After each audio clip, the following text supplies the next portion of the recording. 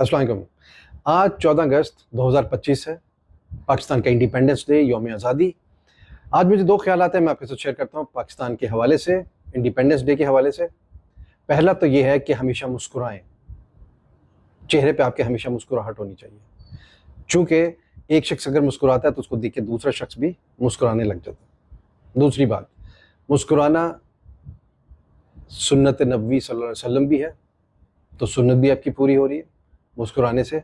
और तीसरी बहुत अहम बात है कि जब इंसान मुस्कुराता है तो उसके चेहरे पे सबसे ज़्यादा खूबसूरती उस वक्त होती है।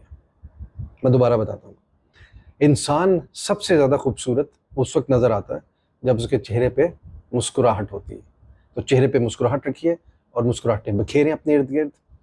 दूसरा आइडिया ये था कि पाकिस्तान आज़ाद हुआ 14 अगस्त 1947 को।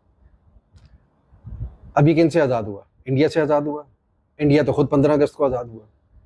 तो ये दोनों मुल्क मिलके गोरे से, अंग्रेज़ से आज़ाद हुए।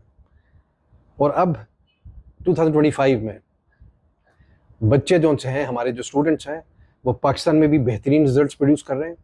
उसके बाद वो वेस्ट में जाके पढ़ते हैं, वहाँ पे भी बेहतरीन पढ़ाई करते हैं, वहाँ पे भी बहुत अच्छे बिजनेसमैन, एंटरप्रेन्योर्स या एम्प्लॉयज़ बनते हैं।